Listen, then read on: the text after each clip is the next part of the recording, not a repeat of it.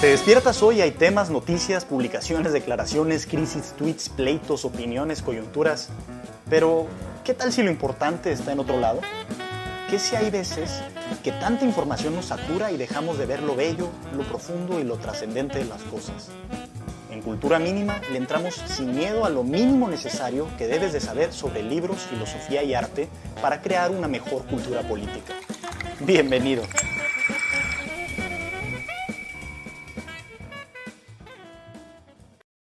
Sean muy bienvenidos a un nuevo episodio de Cultura Mínima. Este es el número 12 y en él vamos a hablar de un autor quizá muy poco conocido también aquí en México, pero definitivamente uno de los más relevantes del siglo XX. Se trata de Isaac Bashevis Singer, un polaco de origen judío que escribió toda su obra en un lenguaje que se conoce como Yiddish, del cual vamos a hablar un poco en esta ocasión. Si bien Mínimo Necesario está pasando por una transición, digamos, hacia la segunda temporada, pues Cultura Mínima sigue adelante con una premisa muy básica, ¿no? De que la cultura no debe de parar. En realidad la cultura, si parara, pues entonces pararía toda la sociedad. En esa misma lógica y con esa argumentación seguimos adelante con esta parte del podcast y con los textos. El día de hoy me acompaña José Antonio Terán, creador de Cultura Mínima, politólogo por el ITAM y lector de Isaac Bashevis Singer. ¿Cómo estás, Terán? Bien, Benjamín, saludos a todos los que nos están escuchando. Como dices, Cultura Mínima sigue y esperemos que siga durante varios años. Perfecto. Ahora sí, escribiste una reseña interesante acerca de Bashevis. Tocas varios temas importantes por ahí. Déjame decir un poquito más acerca de él y quiero preguntarte ya directamente sobre su peculiaridad, ¿no? Sobre lo que lo hace especial. Antes de eso, nada más quiero decir algunas cosas. Nuevamente, que ganó el Premio Nobel de Literatura en el 78, muere en 1991 y vean lo prolífico que fue. Escribió 18 novelas y más de 150 cuentos. O sea, es una cosa bastante amplia. Digo, obviamente siempre hay quienes han escrito más, pero ese nivel de escritura te habla de una persona completamente dedicada a esto. También, según lo que dice nuestra gran fuente de investigación, Wikipedia, ¿no? Su narrativa es realista y fue entretejida con las dinámicas históricas y sociales que se evocan vívidamente. Entonces, bueno, ¿qué es esto? Pues es un escritor que habla de su tiempo en toda la obra. Pero quiero preguntarte a ti, ¿qué te pareció peculiar acerca de este escritor? Sí, su situación, para empezar, como ya mencionaste, es muy peculiar porque él es de nacionalidad polaca, pero es de origen judío y además creció en esta tradición, en una corriente del judaísmo que se llama hasidismo. El hasidismo es una corriente que surgió en el siglo XVIII, principios del siglo XVIII, en esta región que ahora son tres países. En la actualidad son Bielorrusia, Ucrania y Polonia. Y bueno, el fundador como de este movimiento dentro del judaísmo es un sujeto que se llamaba Israel ben Eleazar y básicamente es eso para que los que nos están escuchando se hagan una idea de quiénes son estos judíos hasídicos. Son los que comúnmente ven o podemos ver en, por ejemplo, en las ciudades de Nueva York, que los hombres visten con gabardinas negras largas, traen sombreros curiosos y los famosos caireles. Estos son los judíos hasídicos. Em, eh, ¿qué lo diferencia como del judaísmo más tradicional? Que ellos sí abrevan mucho de otro tipo de literatura mística, como la cábala, y también tienen una serie de tradición oral y escrita muy curiosa, que son como una especie de parábolas, que son cuentos que les recomiendo lean la recopilación que hace otro pensador judío muy importante, pero este del siglo XX, austriaco, que se llama Martin Buber. En español es difícil encontrar estos cuentos, pero creo que los tienen en la editorial, ¿cómo se llama? Paidós. En la editorial Paidós tienen estos cuentos que son muy curiosos. Ahora, Bashevis Singer escribió su obra en Yiddish, como ya dijiste, y el Yiddish es una lengua muy peculiar. Si hablas alemán, vas a entender a alguien que te está hablando en Yiddish más o menos como un 60-70%. Em, pero, como mencionaste, Isaac Bashevis Singer ganó el Premio Nobel de Literatura y es de esos pocos que ganaron el premio y escribían en un idioma que no es tan común. La mayoría de los ganadores del premio Nobel escribieron o en inglés o en sueco, en francés, en español, también hay varios. Entonces él es como que el primero que se le reconoció con este galardón y a pesar, perdón, de que escribe en una lengua que no es muy usada. Fíjate que es curioso, justo investigando sobre él, de esta lengua, él hacía alusión a que le gustaban las historias de fantasmas y decía, a mí me gustan las historias de fantasmas y una de las razones o de las formas más directas de acercarte a un fantasma es a través de la lengua y justo de una lengua fantasma, una lengua que está desapareciendo y esa lengua es el Yiddish. Y entiendo que esta lengua se ha ido desarrollando, hay quienes la trazan hasta el siglo XIII, pero finalmente adquirió, digamos, gran relevancia en siglo XIX, para una parte del XX, pero tras, digamos, las experiencias trágicas con el nazismo y otra serie de fenómenos con la misma Unión Soviética, la lengua fue cada vez, pues fue disminuyendo, digamos, en su número de hablantes, haciéndose cada vez más fantasmagórica, como el mismo Bashevis la describía, ¿no? Sí, y eso me trajo a la mente una recomendación que te voy a hacer a ti y a los que nos están escuchando de una película de los hermanos Cohen. Los hermanos Cohen son muy famosos, tienen muchas películas, creo que su más famosa es esta de Quémese después de leerse, ¿cómo se llama? Tienen muchas, pero una que es de mis favoritas, de mis películas favoritas, la incluiría incluso en mi top 16 de películas quizá, se llama Un hombre serio. Y en esa película comienza con una historia yiddish, con estos como cuentos, y justo es uno de fantasmas. Entonces les recomiendo que vean esa película, Un hombre serio. Empieza con esta historia muy peculiar y ahí van a escuchar cómo suena la lengua, que les digo, tiene como trazas de alemán, de hebreo, incluso medio de arameo. Es una lengua muy peculiar, pero esa película está sensacional. Déjame, estoy tratando de ver si ahorita se me vino a la mente también esta serie de Netflix de Ah, sí, poco ortodoxa, Unorthodox. sí, Es que no sé si ese grupo judío es Yiddish, creo que no, ¿verdad? Son otro tipo de, eh, de sí. judíos. No, yo no he visto la serie, pero también les recomiendo otra película que se llama Kadosh, que significa sagrado. Es de 1999 esta película y en esa sí sale retratado esta corriente que es muy tradicionalista. Entonces algunos incluso pues la acusan de ser fundamentalista, de oprimir a las mujeres y esa película está muy buena. Esta serie que mencionas tú pues quizá es recomendable para que conozcan un poco, pero pues cae en los estereotipos típicos y en una como salida fácil, una crítica chafona, ¿no? Y no la estaba recomendando, nada más se me vino a la mente. Y sí, justo sí es una comunidad hasídica. Sí, Es para, digo, yo creo que pues, sí puede servir de referencia para un público más general, ¿no? De ver qué tipo de judíos son. Ya creo los había descrito físicamente y con esa serie también se pueden dar una idea, ¿no? Sí, de hecho esa serie pues cae en esos problemas, ¿no? De estereotipos y aparte como poner esta idea como de que una gran liberación en el personaje principal cuando se va a Alemania y convive con jóvenes contemporáneos, etcétera. Y hay una trampa importante que quizá pudiéramos tocar en otra ocasión, pero me interesa ahorita que lleguemos a la obra de Bashevis. ¿Qué pasa allí? ¿Qué pasa en su obra? ¿Cómo la sentiste? ¿Qué te deja? ¿Qué analizas? ¿Qué piensas? Etcétera. No quiero entrar todavía a lo de la cancelación, pero a ver, vamos así en general, cómo está narrada? sí.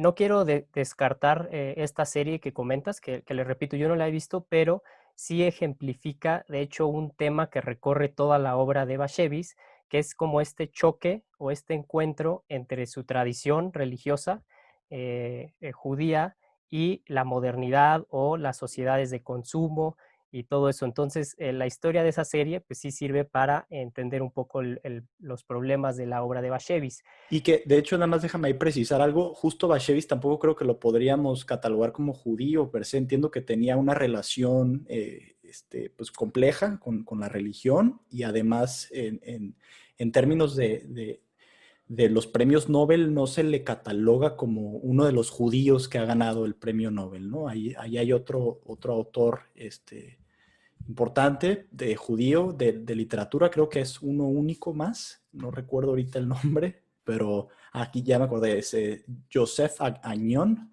pero él sí escribía en hebreo y él, Bashevis justamente no, como que no se le considera por ahí, pero sí escribe en yiddish, ¿no? Esta lengua mezclada de un alemán con hebreo y otra serie de adaptaciones, ¿no? Él era polaco, etcétera. Sí, no sé si hay en los premios Nobel, no estoy seguro, pero hay otro escritor israelita, este sí de nacionalidad israelita, que se llama Amos Oz, y creo que él, no sé si escribía en hebreo y si ganó el premio Nobel, pero bueno, es otra referencia. Pero sí, en los libros de Bashevis vemos como personajes que están desgarrados entre su religión y la vida secular y consumista, principalmente de Estados Unidos. Entonces, yo sí considero ya que los libros de Bashevis son una maravilla. O sea, a mí la prosa, y sí les recomiendo que los lean en español. Yo algunos los he leído en inglés, pero las traducciones que hay en español son muy buenas, de editorial de bolsillo. Se encuentra fácilmente en cualquier librería porque tienen una musicalidad maravillosa.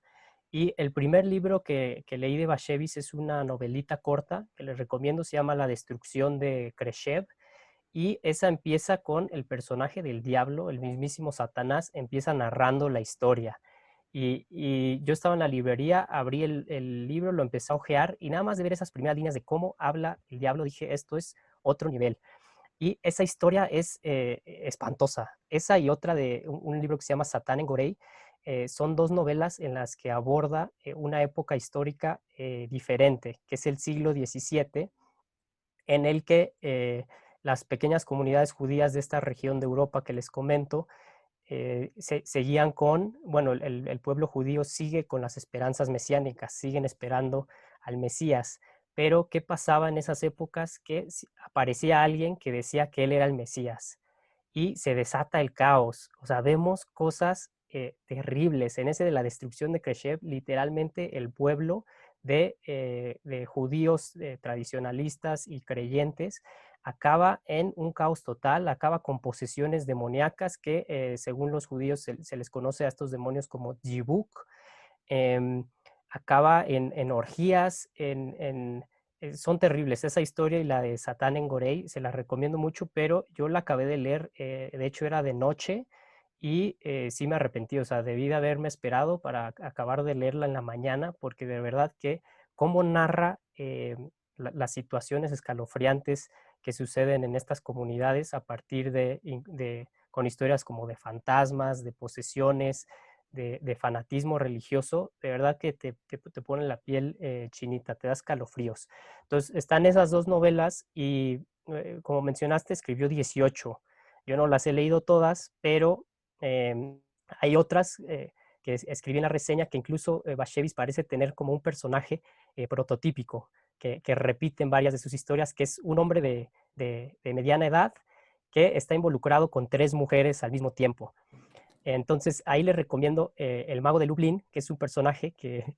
¿Quieres comentar algo? Sí, no, es que está, nada más quiero nada más decir de tres mujeres está, o sea, ya eso es un drama gigantesco, ¿no? O sea, con una, pues es una locura. Con dos, pues no me imagino, con tres ya estás hablando del mismísimo infierno, probablemente, ¿no?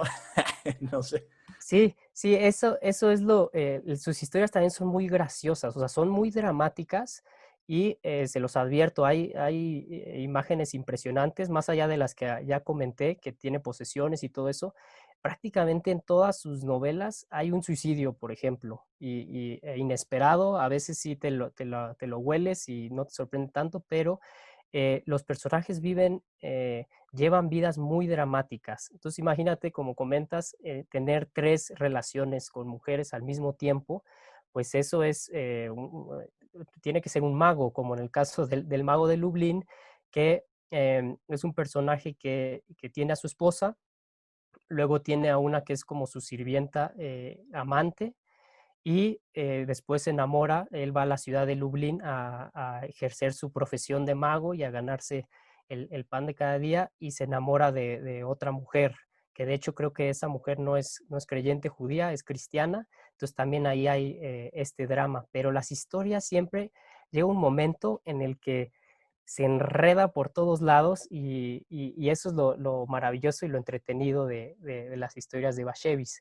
Pero este personaje como prototípico, además de que está involucrado con tres mujeres, siempre padece como que el llamado de su religión, es decir, incluso como una relación erótica con la divinidad y el contraste de su vida superficial y llevada por el erotismo de la carne y de las mujeres. Entonces casi siempre tiene a su esposa, que es tradicionalista, sigue la religión judía, una que pues está, incluso son personajes femeninos locos, o sea, muy, muy extremistas, y en una novela, por ejemplo, que se llama Shosha, que está basada en cosas, aspectos de su vida, él se enamora de una mujer que pues, tiene una especie de retraso mental incluso, que es esta Shosha, y entonces esas son como las historias de las novelas de Bashevis, que se las recomiendo porque son muy entretenidas. Ahora, En esta reseña que tú haces, justamente esa misma triada aparece, pero de una manera curiosa, ¿no? Es también una mujer con la que está casado, y aparte, en este caso es no judía, una polaca, y era su sirvienta cuando estaba casado, justamente, pero pierde a su familia en la guerra. Una amante que sí es judía, o sea, a la inversa en esta ocasión. Y la tercera mujer que aparece, justamente su esposa, pero como fantasma. Ya no sé qué pasará ahí en esa escena, pero bueno, te da una idea también de esa magia literaria en la cual te inmersa Bashevis, ¿no? exacto. Y otro tema que obviamente, porque Bashevis era judío, recorre toda su obra es el de el genocidio, el del exterminio de los nazis, porque Bashevis se muere en 1991. Él sí alcanzó a salir de Europa antes de que empiece la Segunda Guerra Mundial, se va a Estados Unidos, me parece que en 1935. Entonces, él no padeció tal cual el exterminio por parte de los nazis, pero pues los judíos pues perdieron a todas sus familias, y eso es algo más que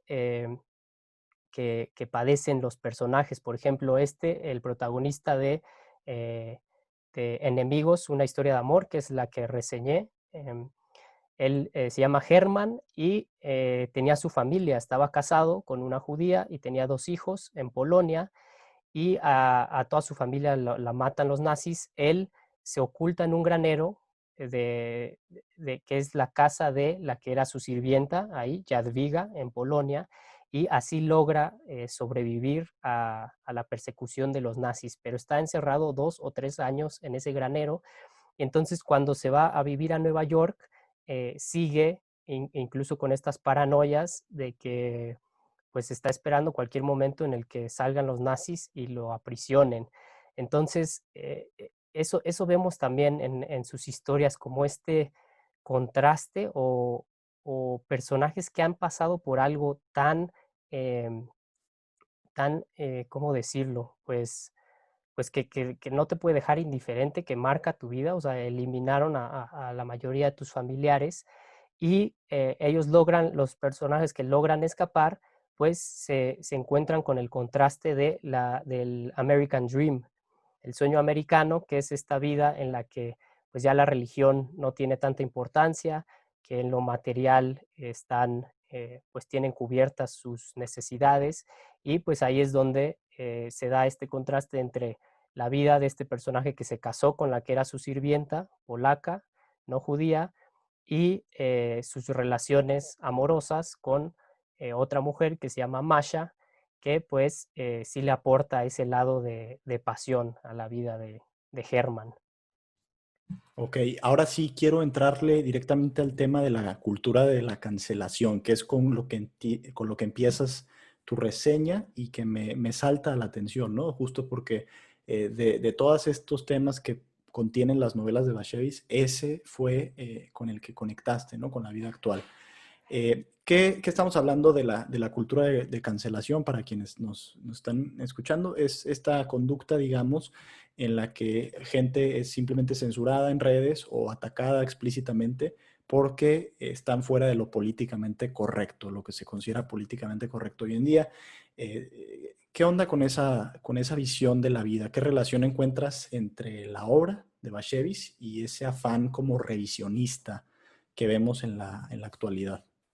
Sí, ahí hay pues muchos ejemplos que podemos ver en los últimos meses. De hecho, arreció todavía más esta corriente, este afán de censurar y de cancelar.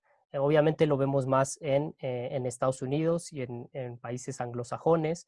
Algunos de los ejemplos son que, por ejemplo, HBO creo que retiró de su repertorio Lo que el viento se llevó, que es una película clásica del cine norteamericano, porque pues tiene ideas racistas, según esto. Incluso en Estados Unidos están eliminando rostros de marcas. Por ejemplo, me viene a la mente, hay unos hot cakes o pancakes, como se les conoce en Estados Unidos, que son los de Aunt Jemima. No sé si los conozcan, también lo venden aquí, creo que la miel de maple, ¿no? Ujú.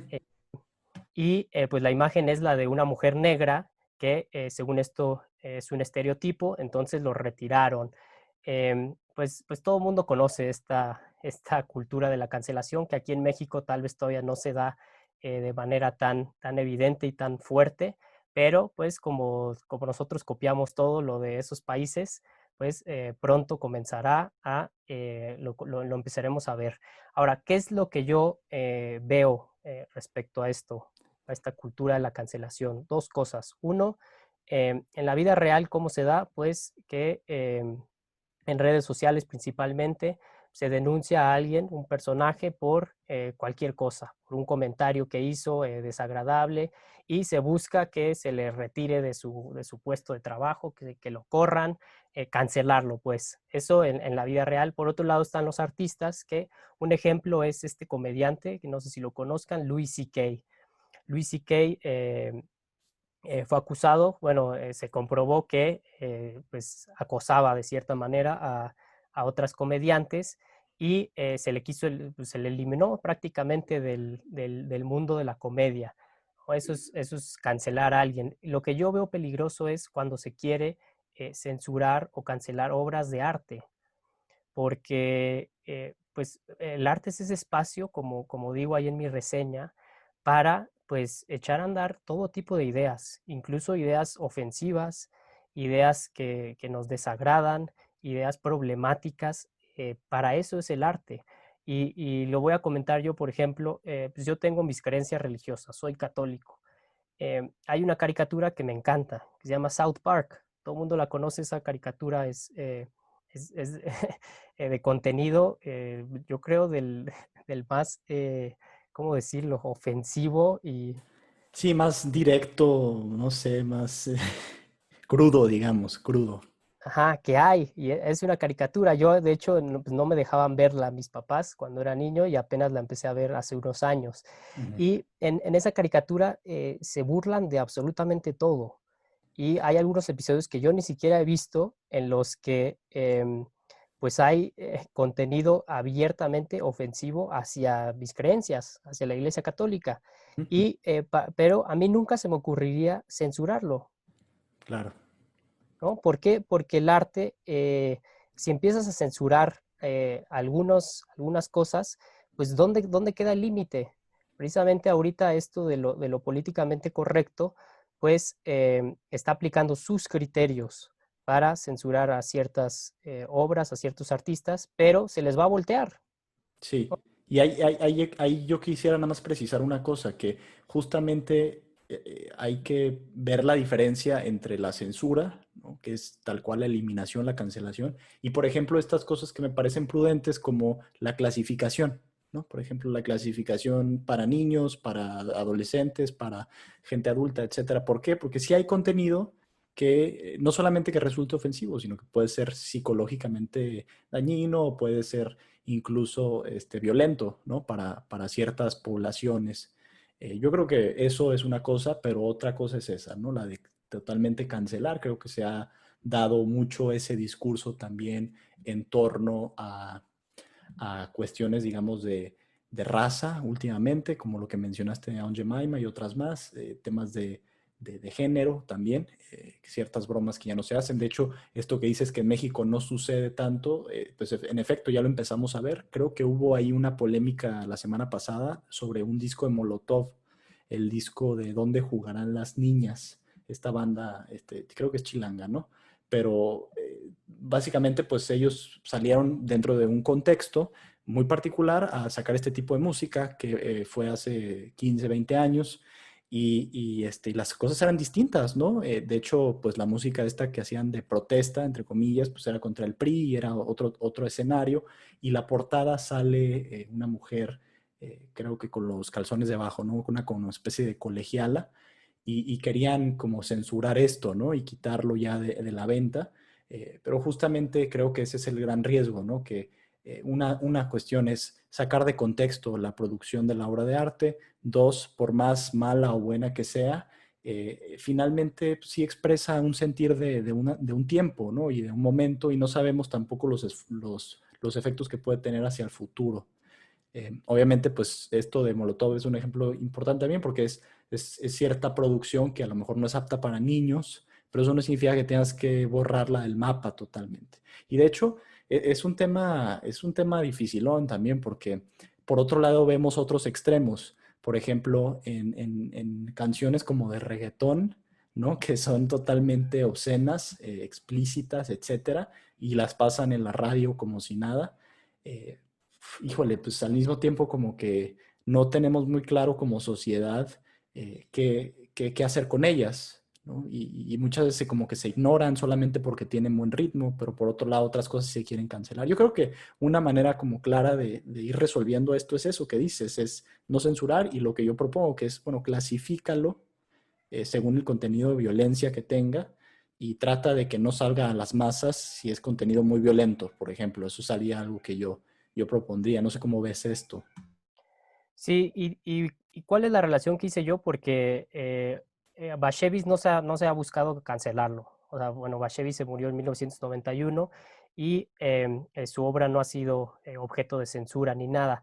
Pero lo que yo veo que algo contra lo que atenta toda este revisionismo y este afán que incluso yo describo como desquiciado de estar analizando y para juzgar la obra de los artistas y el pensamiento, todo eso, em, es que atenta contra nuestra humanidad, o sea, porque somos seres que se equivocan, somos seres que estamos inscritos en el tiempo y pues así aprendemos y diciendo estupideces, aprendemos, yo puse ahí algunos ejemplos, enamorándonos y después a esa persona pues la vas a detestar, te emborrachas y al día siguiente te despiertas y dices, ya no vuelvo a tomar, así es como aprendemos.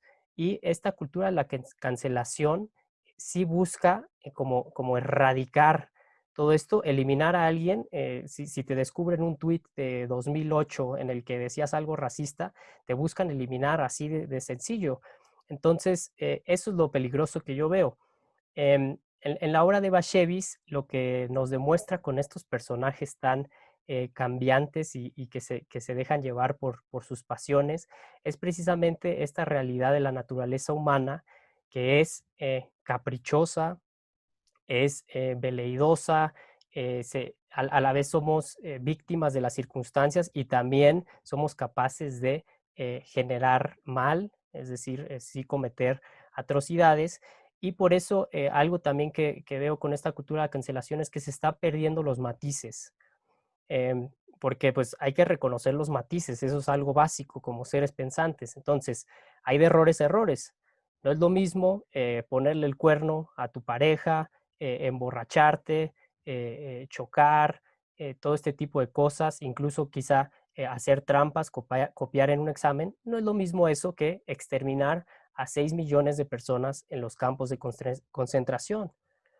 Y cuando tú mides a todos bajo el mismo criterio y usas, por ejemplo, el término nazi, que es algo que ya hemos comentado con mucha facilidad, pues sí se pierde esta noción de reconocer los matices. O sea, Hitler es Hitler, Donald Trump es Donald Trump, no es un Hitler, por ejemplo. Hay problemas en la sociedad, sí, hay opresión hacia las mujeres, hay violadores, pero si se pierden estos matices, que creo que son los riesgos que se puede correr cuando estás analizando todo bajo criterios de lo políticamente correcto, que cambian cada día, creo que dejas de reconocer a la maldad de verdad. Entonces, eso fue lo que quise destacar. ¿Quién tiene esos criterios, no? Es una pregunta que está abierta. O sea, de repente ves a alguien, un grupo de personas vapuleando a otro grupo de personas en redes sociales y el criterio de dónde salió, ¿no? Tampoco es sentido común como algunos quieren argumentar. En realidad es algo pues, que sale de la ideología generalmente, pero bueno, será eso para otro tema. Ok, entonces sí, estás diciendo.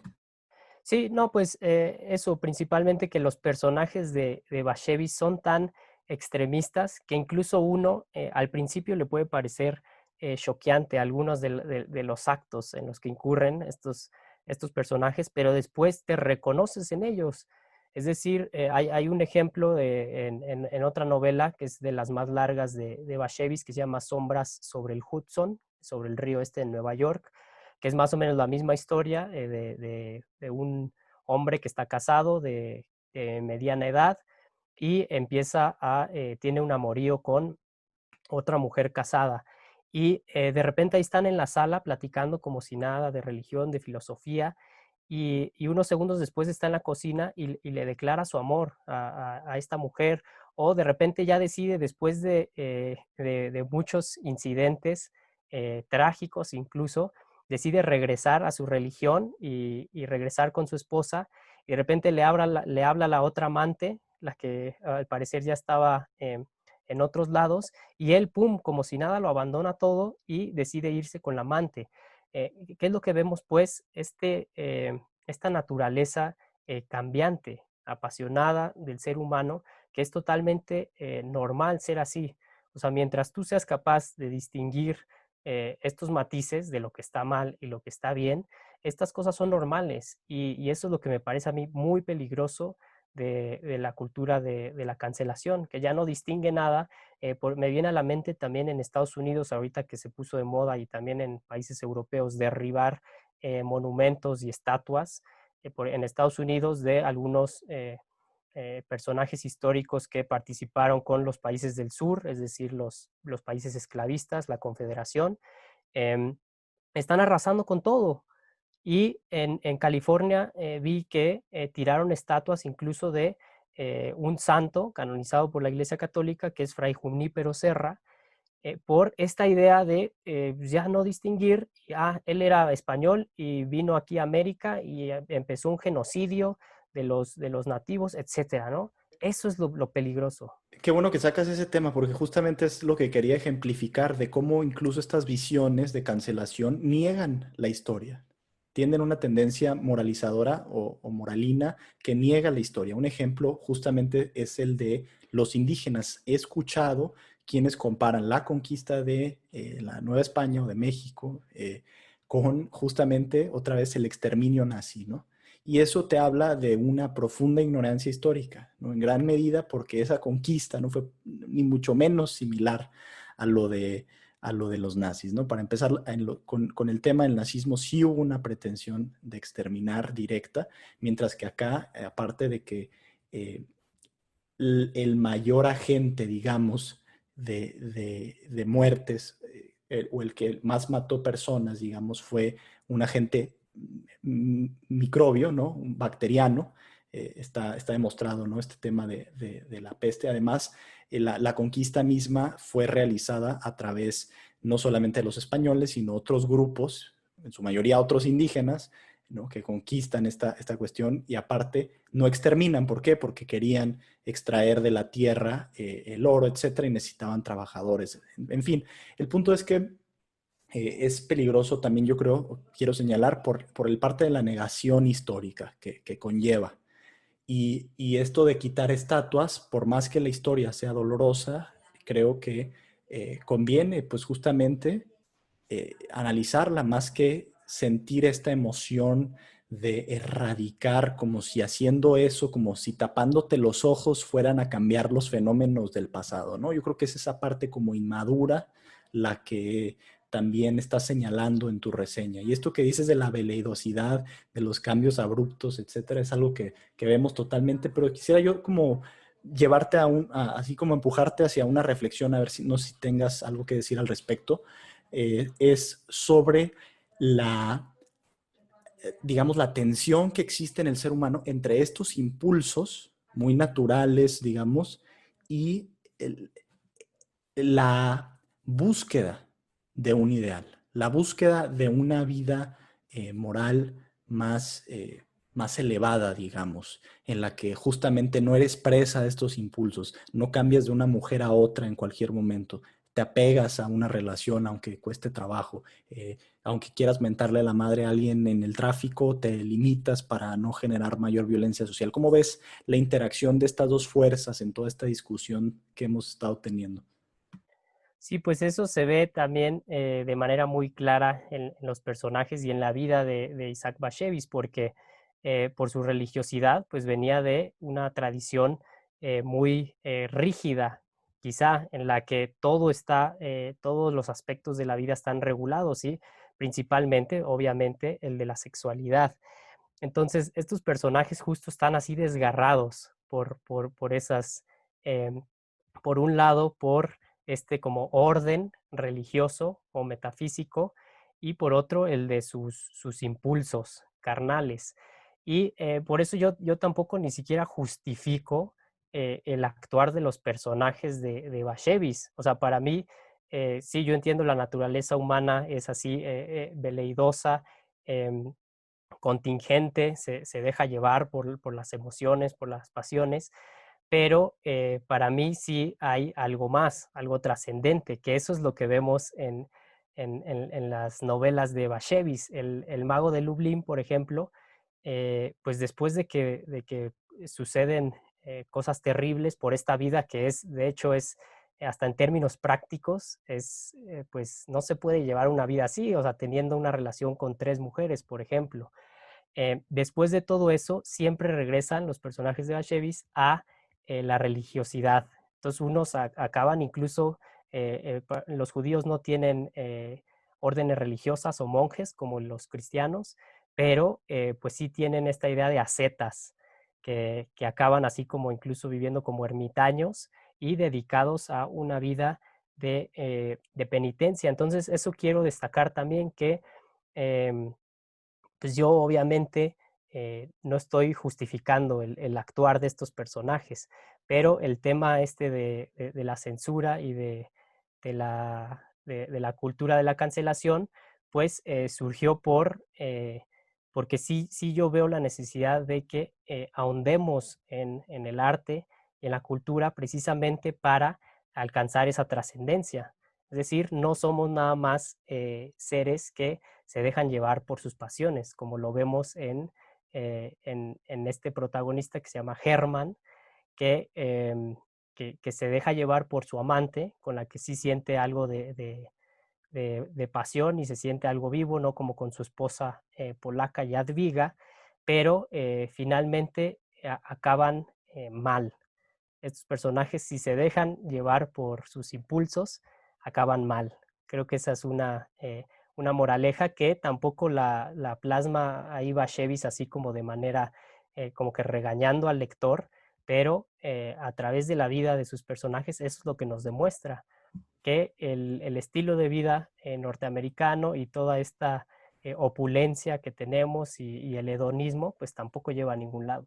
Y me remite a lo que discutíamos ya hace algunos podcasts en el del arte más allá del bien y el mal, ¿no? De esta noción de drama dentro de los personajes y como criterio objetivo para ver digamos, la validez, validez no es la palabra adecuada, la profundidad del arte, ¿no? Por no caer en el extremo tampoco de decir que una taza de excusado en un museo es arte, ¿no?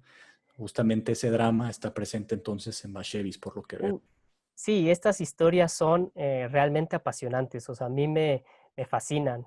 Principalmente les recomiendo la de Shosha, que es esta de un escritor en Polonia que se quedó enamorado de esta que fue su amiga en la infancia, que tiene una especie de retraso mental. Después incluso sale con una actriz muy famosa, gringa. Tiene también un amorío con la esposa de un amigo, pero pues el drama, o sea, cuando se llega al clímax en las historias de Bashevis, sí se los adelanto que es maravilloso, o sea, a mí sí lo disfruto mucho. Entonces, en estas obras vemos eso que mencionabas. Y de hecho, lo que padecen muchas veces los personajes de Bashevis es que sienten eh, que no dirigen sus vidas. También eso, que a veces en estas relaciones con tantas mujeres y si solo se dejan llevar por su impulso sexual, sienten que han perdido su voluntad. Y eso es un aspecto también humano básico, que es el de alcanzar la trascendencia a través de las decisiones que uno toma. Entonces, eso vemos que ellos han vivido una experiencia tan dramática como, como fue el Holocausto, que sí ya viven en un nihilismo que pues no es nada agradable. Claro. Quiero aquí cerrar entonces este podcast con el misterioso que se ha estado acercando constantemente en la conversación, pero que de hecho, curiosamente, nunca lo hemos tocado directamente en Cultura Mínima, que es el amor. A ver, ¿qué es el amor en estas novelas? ¿Cómo lo ves explayándose? ¿Qué te dicen estas relaciones de un hombre con varias mujeres? ¿De qué te habla, digamos, este impulso sexual después de una guerra brutal como la Primera, la Segunda Guerra Mundial? ¿Cómo lo ves ahí a este gran personaje, digamos, metafísico que es el amor? Sí, yo creo que ese es, he mencionado que los protagonistas son hombres, pero pues quizá más bien el protagonista de todas las historias de Bashevis es el amor, que se ve de manera muy concreta e incluso hiriente en las vidas de estas personas y del pueblo judío que vivió una experiencia tan terrible como el Holocausto. Entonces, eh, los que sobreviven a eso, pues siguen con esta necesidad que a cierto nivel eso es el amor, como esta necesidad que tenemos de sentirnos amados, de amar, de encontrar la unión con alguien más, que pueden ser personas o puede ser la divinidad en el caso de la religión, pero esa necesidad es devastadora y por eso se equivocan, yo diría, los personajes de Bashevis y creen que en el erotismo, entendido nada más como los placeres carnales, creen que ahí van a llenar ese vacío que en realidad es el del amor. Entonces ese podría ser el tema que recorre toda la obra de Bashevis. Y sí, y eso que dices, y entonces en ese último sentido, el amor como este arrebato en el que se ve inmersos los personajes y en el que nos hemos visto inmersos, si bien nos ha vivido en la vida en algún momento, ¿no? Eh, pues entonces todos mereceríamos ser cancelados, ¿no? Justamente por esta veleidad, por estos impulsos. Sí, justo eso es lo que planteo en mi reseña, porque de los fenómenos humanos o de este que yo incluso llamé universo, que nos arrastra como hojas secas, pues el más caprichoso, el más violento incluso, todos lo conocemos, es el amor. Y el amor nos hace hacer estupideces, nos hace también superarnos, nos hace sentirnos vivos y por eso pues es donde más nos volvemos vulnerables y más podemos cometer errores. Entonces, eso fue lo que quise destacar. Incluso esta cultura de la cancelación, pues, atenta contra ese elemento, contra esa bestia eh, que todos hemos padecido, que todos hemos sido víctimas del amor. Y si tú vas a estar revisando la vida de las personas de manera así tan tajante y con criterios que pues son inhumanos porque no entienden nuestra fragilidad, nuestras debilidades, nuestros errores, pues tendrías que finalmente cancelar el amor. Isaac Bashevis Singer, nos quedamos con esa reflexión. Vayan hacia el autor, es mucho más contemporáneo que otros que hemos visto. Siglo XX, muchas obras de dónde escoger y mucho que aprender. Muchas gracias, Terán, por esta charla y seguimos produciendo cultura. Hasta la próxima.